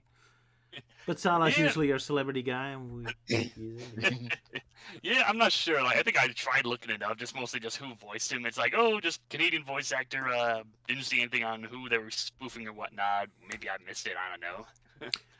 Guess we'll never know. We're too lazy to Yeah. find out. That's Salah's I job, imagine- darn it. Yeah, I imagine Salah would have had a few things to say about Coachnic. Probably. Well, I'm sure he'll leave a comment once the video's finished, Or we yell at him Yeah. in the next stream to explain it Yeah. to us. prodding him with a fork. Yeah, exactly. Okay, I'm gonna reset my audio one more time because it's driving me nuts. Rightio. So just a moment. Okay, I hope it works a little Yes. better again. Sorry about that, Oh. everyone. I don't know what's wrong with Discord. But that's fine. Roger will have like 2 weeks to sort it out, only for there to be another Windows update. I'm doing all Yeah, this last hard work time- again. Yeah, last time we sounded like we were talking through megaphones. Today we sounded like we were talking in submarines for a while. And yeah, next time we'll talk like, I don't know, we're talking like with kazoos in our mouths. Luke, that is your fault. You were talking about iron lung, and now everyone sounds like they're an iron lung. Oh, great. No, like wasn't that blood. Salah that talked? No, that was Salah's fault that for talking about Iron Lung. Oh, right. Sorry. Salah's fault. That's why you run today. Escape responsibility. Yeah, because he kept plugging that movie throughout the stream last time. Maybe Sorry, that's Luke. really why he's not here. That's all right. Maybe I that's blamed the why wrong he's really person. not here, because he didn't want to suffer your wrath. No, he's in an Iron Lung himself. Oh no. Oh no. Probably. Right. So we shall move on to Sonic the Comic again. Yep, Oh boy. Time for just 3 stories. extreme Britishness again. Oh dear. Let's see. Who's responsible for DIY? Do it Me. yourself. You? Yeah, Or since you? no one was initially claiming, so You sacrifice yourself. yes, I've sacrificed my sanity just to write all this out. But hey, you get an episode where a guy called Roger is the bad guy, so you can have a field day with that. Yeah, that's why that's why every time he pops up, I just called him Roger. So everyone, imagine in your heads that I'm referring to Roger. Hey, at least not I Roger. lost a lot of weight, so that's nice. And I'm just as clumsy as I am in the real world. So yeah, tell us all about Roger the bad guy and Sonic the Hedgehog. Yay! Yay. So yeah, DIY danger. Over at Jade Hill Zone, Sonic is watching an official opening ceremony where the zone leader opens a new bridge, built by the local DIY handyman, Mr. Roger Bodge. With the ribbon cut, the zone leader and Roger walking across the bridge, but despite Sonic's warning, the bridge falls to pieces, with the zone leader clinging to one of the standing supports whilst Roger gets washed away. Although Sonic can't swim, he manages to rescue Roger, whom thanks Sonic for rescuing him, while the zone leader grumbles at Roger for his shoddy work on the bridge. With Sonic about to leave, Roger invites the Hedgehog to his home to give him a cup of tea, revealing he built the house himself, introducing the Hedgehog to his wife, Gladys, I'm assuming that's how it's pronounced, as well as showing more of the interior, which Sonic pretty much just finds it just as boring as watching paint dry. But eventually shows Sonic his robot butler that he rebuilt from remains of a Robotnik Trooper bot. Roger claims it's safe, but then the Trooper's old programming clicks in and starts to attack Sonic, whacking him through the patio windows, where Sonic retaliates by spin dashing the robot through the wall of the house. Just as Sonic squeezes through the wall to finish the robot off, a shelf comes loose and bonks him on the head. Just as the old Trooper is about to finish him off, his new programming kicks in and offers Sonic a nice cup of tea, which, with Roger pointing out that he replaced one of the arms for a teapot. Sonic asks for no sugar, which the robot can't compute and starts to overload. Sonic manages to get Roger and Gladys out of the house just as the Trooper explodes, destroying the house. Sonic leaves, telling Roger that next time he wants to do any DIY, don't. Oh, Yeah. good lesson. I'll learn it, Sonic. I will never do any building stuff myself. Yeah, man, that's why Elise gets to do everything. Exactly. I mean Sylvia, sorry. Elise. Now, Elise says he has to get all the way over to Europe to do everything for me here. taking a flight all the way over to the Netherlands, doing one tiny thing, and then just straight back. Exactly. That's how I treat my friends. Yeah, I'm kind of a bit bummed that it didn't do much with the like Batnik Butler thing. Like, I feel like it kind of would have been funny, like seeing it like serve, like being like a royal servant at first, and then we get the I must go back to my original programming. But yeah, I don't know. It kind of feels a bit rushed in this story. That's the problem. They always kind of very short, only 5 pages or so. Yeah, I do like the look of the British robot butler because he does look like, I think because one of the artists worked on Judge Dredd, so it does look like something of like one of the ABC Warriors or something. Yeah, it's very shiny. Yeah, And That's pretty why I was giving intense him looking. a monocle-looking eye. Yeah. And of course we kind of do like might freak out a bit if someone says no sugar. No sugar. It'd be kind of like in Red Dwarf when where Crichton had a malfunction, goes lobster with ketchup, and his head explodes. Brown ketchup, not red. Yeah, I saw that episode. Good stuff. Man, what was the deal with Roger's wife, Gladys? Because he seems to be hating Sonic, but you barely get her thought process. She's like, oh, you want me to thank it? It's like, ew, you brave hedgehog? It's like, what is her deal? What is her deal? I don't know, maybe she just doesn't like nudists. Fair enough. So And I guess apparently, according to one photo, they're both the parents of like Elvis or something. Yeah.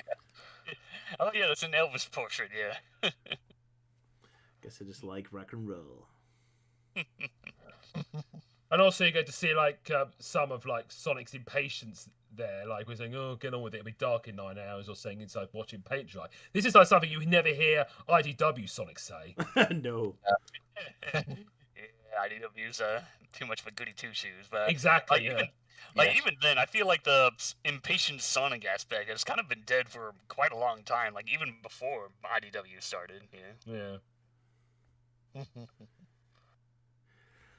But yeah, just gotta love the fact, like, like Roger's house just completely explodes, and all he can suggest to him is just like, don't do any DIY, and just walks off. And of course, Roger's looking a bit grumpy. He's like, "Fuck you, say." It's like, that's what you want me to do? Live in a box? Gotta get a new house somehow. Yeah. Better than a death trap of a house. Indeed. Yeah, kind of sad for Roger. He lost his house. I feel sad for me. I mean him. Yeah. Well, maybe this comic is predicting the future for poor Roger. I guess so. Well, stay away from those AI bots. Yeah, but look how cool he is. Don't you want a butler like that? It looks like a It's kind of gorilla fun. skull. We do kind of now live in an age where you can get like a robot butler, but they're not that good yet. No. Yeah. And I guess like Oh, DoorDash or yeah. whatever those like robots that deliver food. Yeah. But yeah, I agree. This comic does predict the future. If I ever build a bridge or my own robot, then it will probably end like this. Agreed. I have 2 left hands. So a worthy character called Roger in this one, indeed. Yeah. Yes. Unfortunate, and I suppose fortunately, Roger will return. Uh-oh, he's a recurring character? Oh, Hey, boy. really? Yeah. He does at least appear in one more story, as far as I'm aware. Ah, all right. So you can continue bullying me. Why not? Yeah. We'll see if the next story will predict the future for Roger or whatnot. Oh boy. Yeah. Right. Anything else? Or shall we move on to the next one? Crawling Wreckage. It's it's an Amy and Techno story. I feel like this is our first one with those duo. Yeah, there's gonna be a lot more later then. Oh yeah, Amy and Techno go on a lot more adventures. Yeah, it's good to know. And Johnny's also here. Don't forget about poor Johnny. Yes. Oh yeah, he's just there. Yeah. Poor Johnny. Nobody cares. Poor Johnny, indeed. Hence why they had to call it Sonic's World and not Amy and Techno. Just because of Johnny. He ruins everything. Yes. Don't laugh at poor Johnny. He died for your sins. Spoilers. Dun dun dun. Okay, Luke, you're the one who's doing the synopsis of this one, weren't ya? Yes, that is right. It's a really good story. Excellent. Well, so Luke, impress us with your incredible voice. Okay, and also, if anyone's ET's mute first. Before. What? Yeah, you're crashing out, Luke. Can you start over? Sorry, are you able to hear me now? Yeah, I can, yeah. I was just saying that if you're going to eat something, please mute your microphone. Yeah, you Luke. Euan. Yeah, Euan. No promises. All right. Okay, let me begin. Crawling through the wreckage. We start off with Amy Rose, Johnny Lightfoot, and Techno the Canary exploring the ruins of Citadel Robotnik. Techno wants to salvage some equipment for her laboratory and suddenly gets a life sign signal on her scanner. Amy hopes it's short-fused to Cybernik as he's disappeared since before Robotnik was defeated. The trio finds a hole in the wreckage that leads underground, as that is where the signal is coming from. After Johnny clears the wreckage, they go down some stairs and hear some voices behind a door. They discover that a secret cult has been set up underneath the ruins of the Citadel, an organisation known as DRAT, or Dr. Robotnik's Appreciation Tribe. Their leader, a rooster known as Grand Chief Whip, is inducting a new member, Brother Norman, into the order by making him stand on one foot in a bucket of custard. He must also kiss the golden nose of Robotnik and recite the oath. After the oath is recited, Amy, Johnny and Techno jump in to break up their fan club, which Chief Grand Whip is surprised by as they are infiltrated by enemies of the Master. So they all get their massive blasters out to take them down. They're ex-trooper laser blasters, as it appears the cult has been set up in the old armory. The trio evade blaster fire and run back up outside, but for some reason the cultists haven't gone after them. Suddenly, Brother Norman bursts out in one of Robotnik's old Eggmobiles with giant hands with springs for arms. Norman wondered why Robotnik never used it, and then it rebounds and bashes him in the face. Amy and Techno checked below and that the rest of the Drat cultists have escaped. Norman says that Robotnik will rise once again. Somehow he will return. Johnny says that that's not going to happen, and Amy says he needs to learn a lesson from today and knock it on the head. Yeah, that was anticlimactic. Jeez. Yeah. Gotta love that the heroes didn't do anything this one. They just walk in and did nothing. I just love the panel where they all get these massive, overly detailed blasters out because they look like something I would draw. It is pretty epic, yeah. Yeah, and it also looks like something out of Judge Dredd. Yeah, it's clearly British, yeah. Let's just say that. Just so many gun barrels. Yeah, gun barrels wielded by cult leaders, yeah. Awesome stuff. And also, I think this is one of the I think also in Sonic Boom as well that Robotnik has his own cult. Yeah, that's a pretty awesome idea. It's kind of shit that's never explored. Yeah, this is I don't think this is ever done in any other Sonic media. Well, Dr. Starlink kind of qualifies, I guess. I think he's just a fanboy. Well, Starlink's more of a fanboy rather than trying to create a cult leader. Fair enough, but that's the closest you get to a second follow-up on this kind of idea, yeah. Well, we did get the Sonic X evil cult, although they weren't Robotnik themed, I guess. Oh, yeah, they were more representation of the Sonic fan base in general. Yuck, yuck. But yeah, pretty awesome art as usual, indeed. And also the unused Eggmobile thing. I mean, with the giant arms, I think that was in I swear it was in one of the previous Sonic games, but I think it was in Sonic 3 or somewhere. Big arms, although it did get featured in Fleetway Sonic, although back then it was more like game accurate. This one is just, it's the Eggmobile, but now it has springy arms. Yeah. It looks pretty cool up until it backfires. Yeah. Yeah. Kind of looks like something you would see like when fighting a boss in Sonic Superstar, surprisingly. Yeah, it kind of does. Yeah, it would make for a fun boss fight, trying to get the arms bounced back into Robotnik. Yeah. Then again, maybe it's a reference to that one boss fight from Sonic and Knuckles, the capsule guy with the spiked arms. Yeah. Oh, that was what I was talking about. Yeah. Oh right. Yeah. Sky batteries. That thing. Flying battery. Yeah. Sure. Could be. Yeah, it does resemble what could be a boss fight. But yeah, do Amy and Johnny just let the guy go? They don't even arrest him or anything? They're just like, well, you got hit once, bye-bye. Yeah, Seems like it. Go back being a cult again. Yeah, bad boy, don't do that again. Yeah, that's pretty much it. Pretty weak defeat of a villain like that. Yeah, they'll go back to weird initiations of people standing in buckets of piss or whatever. It's custard. Let's hope that's custard, because it kind of looks like something else. Well, there's pretty much a standard issue in like British comics that's yellow. All right, so yeah, I guess it's just a British thing. Yeah. Custard. We love our custard. It's just the ultimate comic thing in Britain. Custard. Yeah. I do find it funny with how, Chief Whip basically looks when the heroes burst in. It's almost like literally just sucking the air out with a big gasp of. I almost want to hear like the chicken sound, like what? Yeah. Yeah. It's too bad they never actually make any form of reference to that. I suppose because when they got the script, they didn't exactly give the proper description of who he was, or if they actually did, then they just literally just went zip over their heads in terms of like, oh wait, he's a rooster. Maybe we should have him do a rooster sound when he's surprised. Yeah, maybe they're like, nah, too obvious. Let's make more British references. Yeah.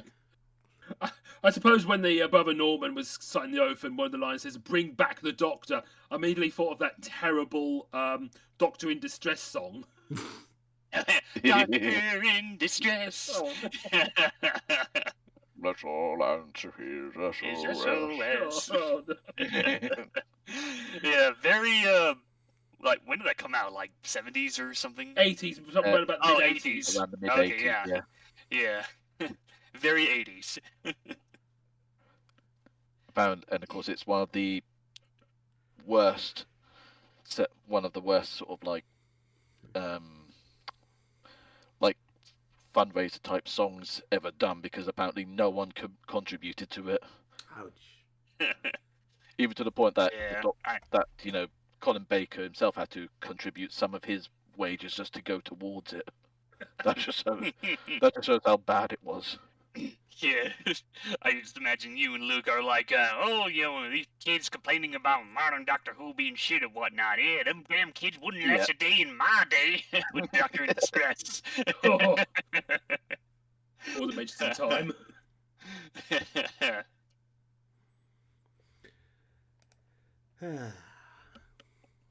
All right. Anything else to say? Well, there's one panel when they were like evading blaster fire and Johnny just gets hit in the shoulder. All right, yeah. Fine with it. Like gets stabbed on the shoulder. It's like, oh, it's just a flesh wound. Yeah. I guess so. It looks more dramatic than it actually is. As usual. Yeah, and they can't aim for toffee either. Nope. But Guess they're too intimidating. yeah, that opening panel with Amy, Techno, and Johnny looking at the wreckage. Yeah, I definitely remember seeing that image of Amy. So I think that was like the most common image that was used when people talked about Fleetway Amy. All right. It is a pretty cool shot. Yeah. I suppose another noticeable thing is like in every strip they always give Amy a new shirt. Yeah. Yeah, she definitely has some wardrobe in Fleetway Sonic. Yeah. As the ladies, gotta have different fashion all the time. Oh well. Still the general look is usually the same. Just always changing that top. Yeah. Because 1 minute it's either a heart or in this case just a weird symbol. Yeah, Z, the weird Z Z. sleepy. A Z with dots on it, yeah. Wait, maybe it's a sign of the ancients from Sonic Frontiers. So, predicting the future. Oh my goodness. A Scandinavian sleep sound. With umlauts. Right. Shall we move on to the next one? Yeah, my last one being a two-parter. Yes. Till's flip side. So Sala did do the synopsis for this one. Even though he's not present here. He pre-recorded. The only problem is he only did it for the first half, so I guess I have to do the second half. Of this one. Oh no! Oh dear. I guess Roger's turn to do a synopsis after that. Yeah, for the second half anyway.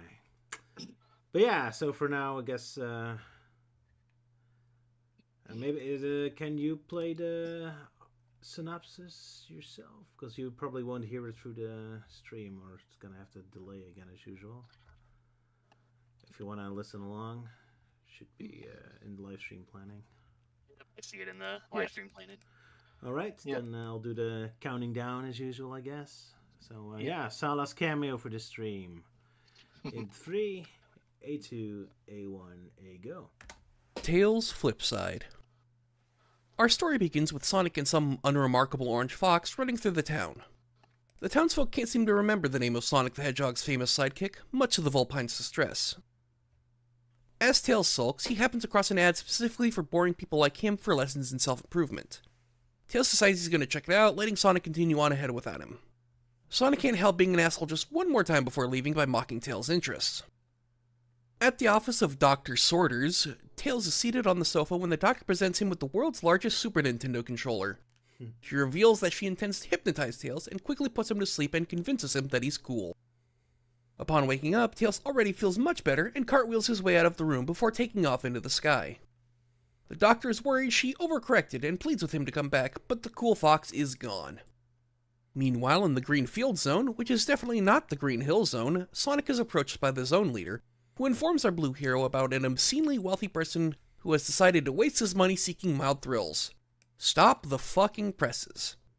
Thankfully for everyone, his plans have backfired and he's now in danger. But enough about him. Tails is back, and he's got sunglasses and a backwards hat. Sonic is coping with the fact that Tails is now cooler than him, when he is reminded of the social parasite falling from the sky.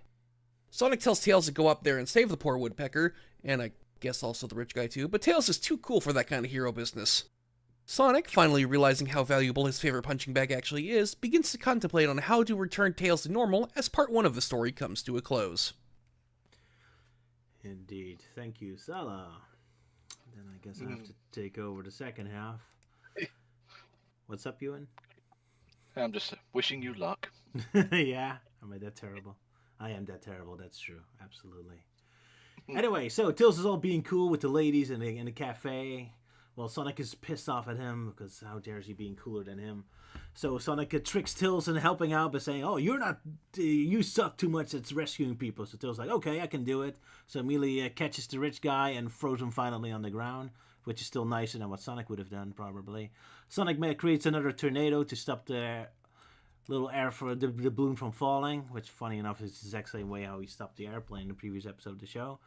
Anyway, Amy comes running along, looking kind of weird, like she is trying to not step into a dog poo or anything. As the psychologist lady comes back to check out what she done to Tails because he's super worried about it. Tails, of course, being completely nuts, went into the most dangerous place in Britain he can possibly walk into, a tea store, where he bothers people and ruins their tea, which means like immediately every British person in the world wants to kill him. Fortunately, the Sonic and friends run in quickly enough and undo the hypnotization, So Tails can finally realize the horrific mistake he made, and he's about to be murdered by Luke the dog for destroying his tea.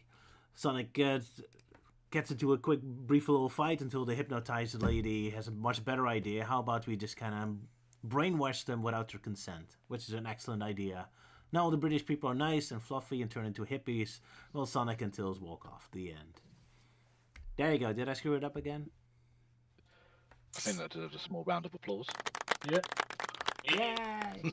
It's quite interesting how you have all the Sonic characters look very low quality, or like in the very odd Sonic style, and all the townsfolk are like very overly detailed. That's always a problem with Fleetway. Yeah, art styles all over the place. Yeah, Sonic and the gang in the world of hyper-realistic anthros. Yeah, it looks like they just wandered into like Zootopia or something. Well,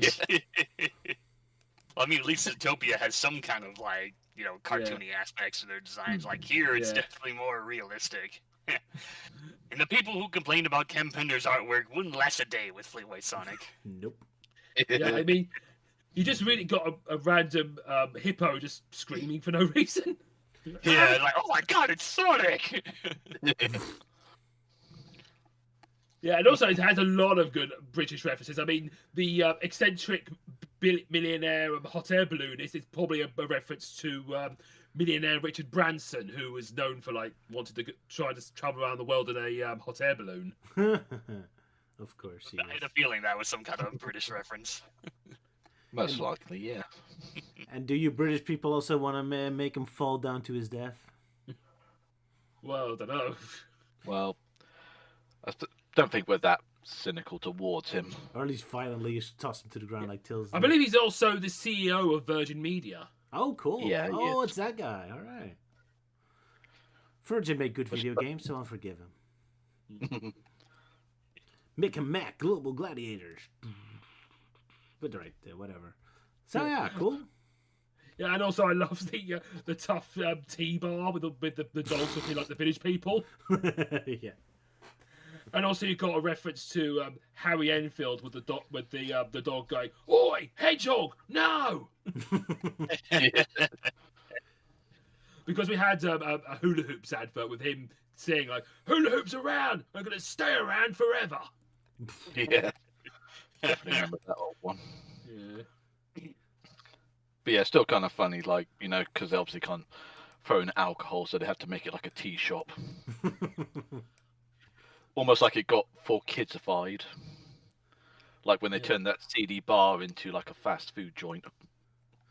I guess so. But making a tea is funnier anyway. Or drinking water. Oh, that's just boring. Tea is awesome. Yeah. Drinking custard, yeah. Drinking custard, sure. I mean, I'm guessing it's the really strong type of tea. Because it is Earl Grey. Absolutely. And with a lot of sugar. So this is really the most British we ever had, Sonic Fleetway, with 2 stories about tea. Yeah. Yeah. Oh, wonderful. That's why Salah's not here. It's too British for his American brains to handle. We even got Tails saying "Oh, I was acting a bit out of order, wasn't I?" Yeah, out of order.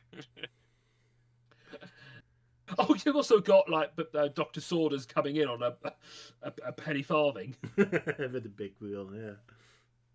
Oh yeah, very old-fashioned. Very cute. I like it.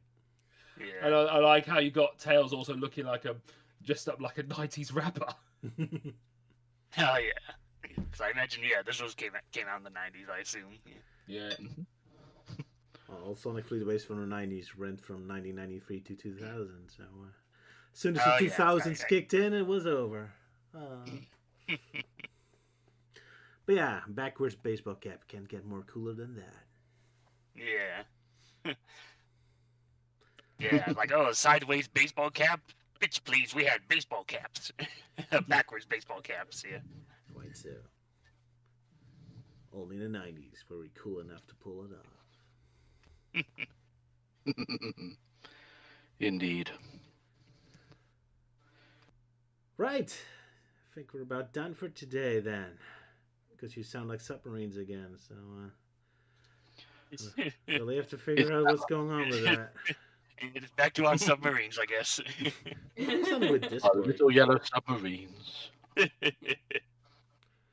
Oh, that's right. You love Earl Grey tea, don't you, Elise? Yeah. Oh, that's why I insulted you by saying only British people drink it. Sorry. I'm American. Yeah. Yeah, that's what I'm saying. I'm by the offended you. Sorry. Yeah. Because only British people drink tea Earl Grey hot. I only drink fruity teas. I want my teas with strawberries. Yeah. I know my sister drinks tea, and she's American. Yeah. How dare she? My dad just recently gave me a big box of Yorkshire tea. There you go. Yorkshire tea, like tea used to be.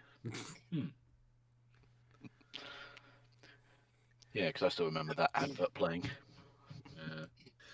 I suppose I'm going to quickly talk about the artwork in the speed lines. Like in 103, you got a very ugly-looking Robotnik behind bars. Yeah. Oh, yeah. I'll get you for this spike bar. And at the end of 104, you got a very buff-looking Tails with veiny arms. Yes.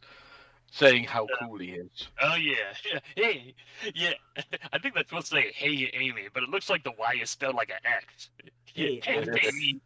Well, he's cool, so of course you got to give Amy an X in her name to make it more cool. Hey, Anx. That's how it was.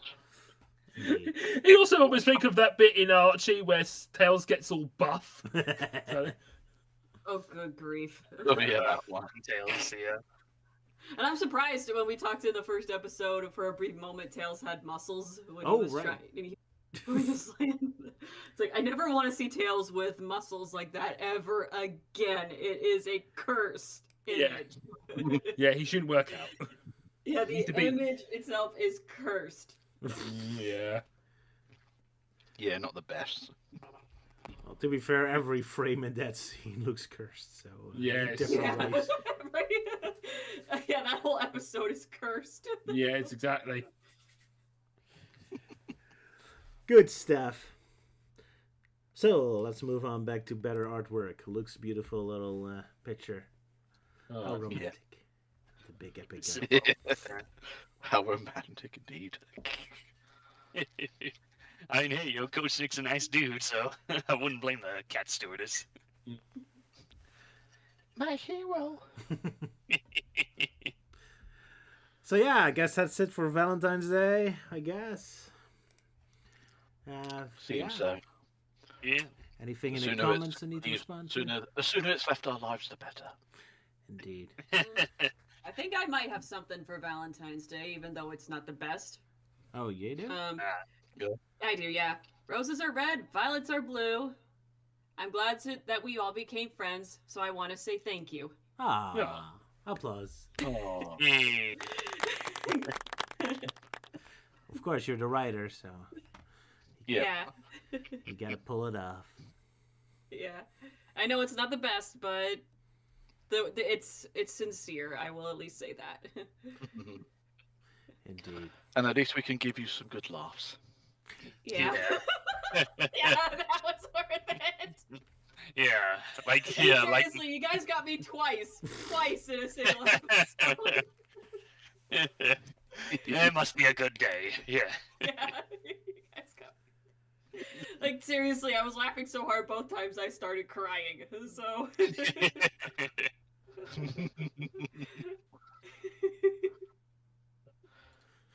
Indeed. Well, see you folks. Until next time. Wait, don't we have like something to plug or whatnot? Or oh yeah, of course. You get to plug people. Sorry.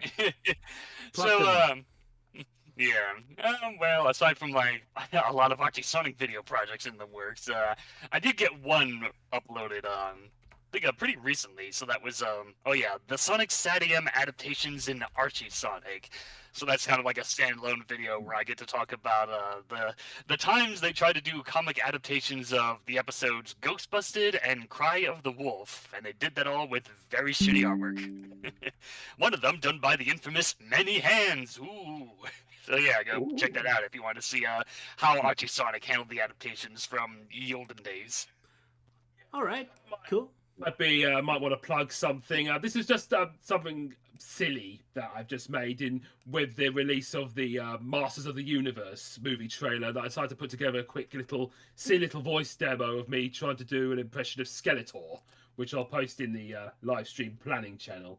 But I basically took a He-Man comic and I just dubbed the part with me as Skeletor. Oh, right. And also get it on the screen. And also had music from the He-Man cartoon to make it sound more like the 80s cartoon. Oh yeah.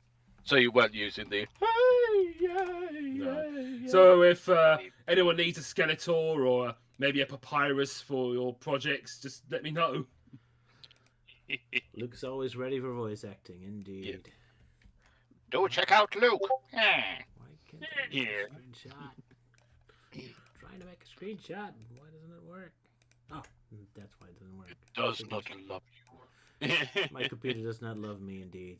It's bad Valentine's Day. Yeah. It's jealous of you because you love Sylvia more. Of course. Yes. She's jealous of my wife. How romantic. Yet Sylvia would argue I spend more time on my computer than with her. I'm such a terrible husband. Oh well. Gotta finish some animations at some point. I mean, hey, it's Valentine's Day, so maybe after the stream you can I don't know, take her out for dinner or not at this point. In Europe, it's nearing midnight slowly. Oh, right, yeah, time zone differences. And maybe just setting off fireworks, like at a children's garden or something. Just to be like, to celebrate, don't like it. Blow Well, now you know how we feel, so stop it. I thought, for some reason, I thought you were going to say, like, children's hospital. Like, oh, yes. Come on! Too far. That would go too far. I mean, I was just saying, like, random kids' back gardens because, they always seem to set off fireworks. Oh, yeah. So, naturally Roger will try and get his revenge. Yeah, by shooting at the garden. Shooting at the garden. Yeah. Shooting at the children. And that's how he'll spend his Valentine's Day. Well, it could be worse. It could be doing DIY and blowing up her house. Like the other Roger. Oh, yeah. Right, so anyone else wants to plug something? No? Then I guess we'll be leaving. Nah. Yeah. And hopefully next time Sally will join us. Yeah. Yes, and hopefully I get to finish an animation at some point. Yeah. Bye-bye, everyone. Goodbye. Cheerio. See you guys later. See you guys later. And as Captain Sue would say, goodbye, friends. Oh, I've got to say this. That's all, folks. Nice. That's all, folks.